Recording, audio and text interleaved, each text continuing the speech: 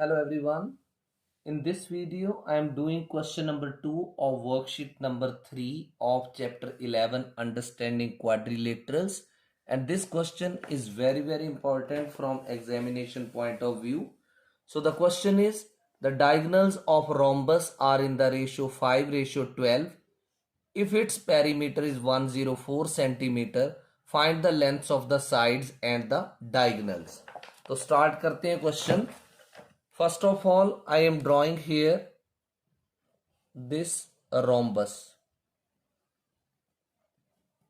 तो जब मैं rhombus ड्रॉ कर रहा हूं तो आपको पता होना चाहिए that rhombus is a parallelogram and in this each pair of adjacent sides is equal. तो ultimately all the sides become equal.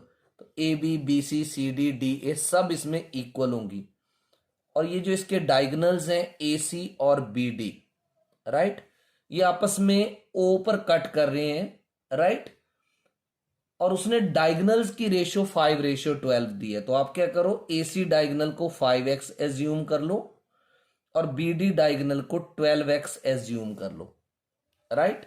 अब जो जो दिया है वो स्टार्ट करते हैं लिखना। Let A B C D be a rhombus. Let A B C D be a rhombus in which diagonals AC and BD, diagonals AC and BD intersect each other at O। कहां पर intersect करते हैं? ओ पर, right. अब आपने बोला diagonals intersect करते हैं, राइट। तो एक रोम्बस की प्रॉपर्टी है कि रोम्बस के डायगोनल्स जो है वो बाइसेक्ट करते हैं और 90 डिग्री पर करते हैं। उससे पहले एक सिंपल स्टेप करते हैं।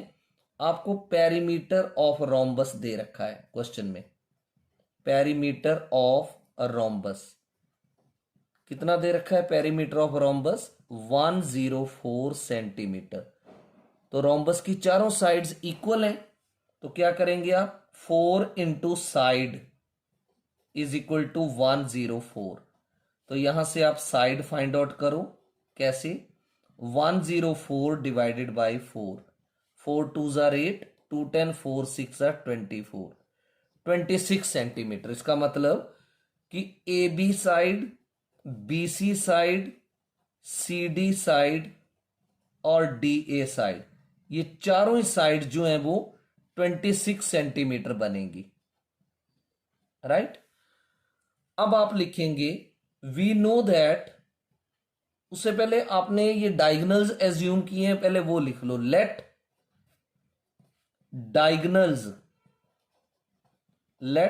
Diagonals of rhombus, let diagonals of rhombus ABCD B। तो आपको डायगोनल्स की रेशियो 5:12 दी थी, तो आपने AC को क्या एज्यूम कर लिया?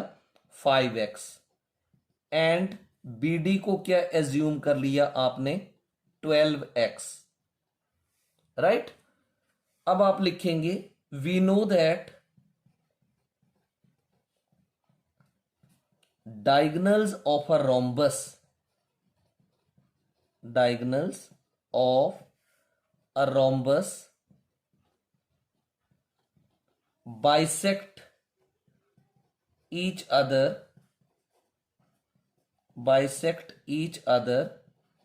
at right angles। रोम्बस के जो डायगोनल्स हैं वो आपस में 90 डिग्री पर बाइसेक्ट करते हैं। इसका मतलब क्या है बाइसेक्ट का? कि ओ ए और ओ सी इक्वल होंगे। ओ ए इज इक्वल टू ओ सी, और ये दोनों ही जो है वो हाफ ऑफ ए सी होंगे। और ए सी आपने कितना एज्यूम किया है? 5x।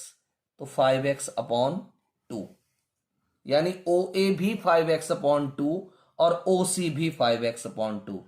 उसके अलावा ये OB और OD भी इक्वल होंगे। OB is equal to OD and that is equal to half of BD। अब BD जो है वो 12x है, तो ये हो जाएगा 12x upon 2 means 6x। Clear. और इसके अलावा आपने बोला डायगोनल्स बाइसेक्ट करते हैं राइट एंगल्स पर, तो इसका मतलब ये एंगल, ये एंगल, ये एंगल और ये एंगल, चारों एंगल 90 है। तो आप लिखेंगे angle AOB is equal to angle BOC is equal to angle COD is equal to angle DOA is equal to 90 degree. All right. अब आप क्या करेंगे, AOB में जो कि एक राइट एंगल्ड ट्राइंगल है, इसमें पाइथागोरस थ्योरम लगाएंगे। Applying Pythagoras theorem, applying Pythagoras theorem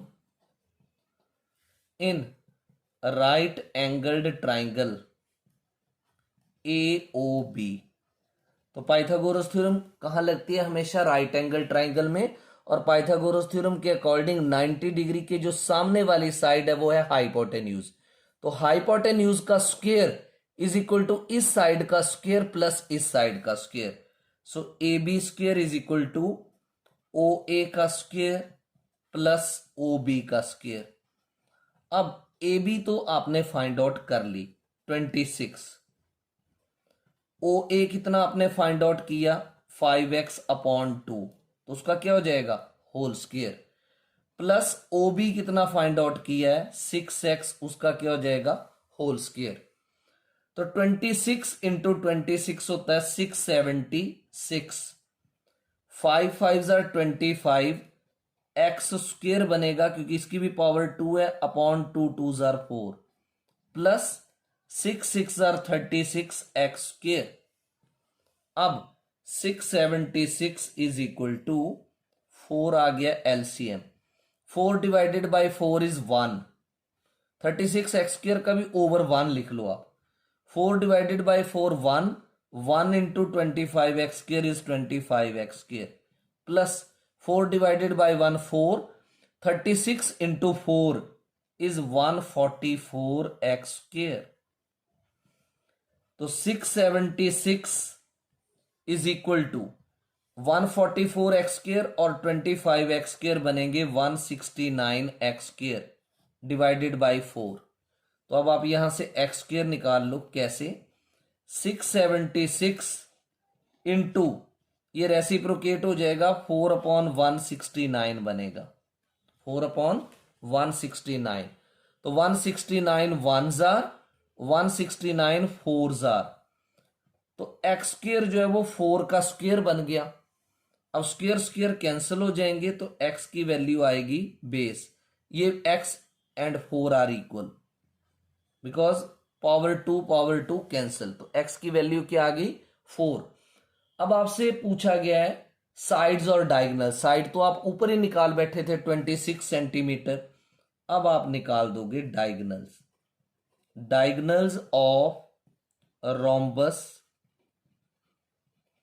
diagonals of rhombus ABCDR क्या होंगे डायगोनल्स, AC आपने अज्यूम 5x किया था, तो 5 इंटू 4 सेंटीमीटर बनेगा 20 सेंटीमीटर, और BD कितना बनेगा, BD was 12x, so it is 12 into 4 cm 48 cm.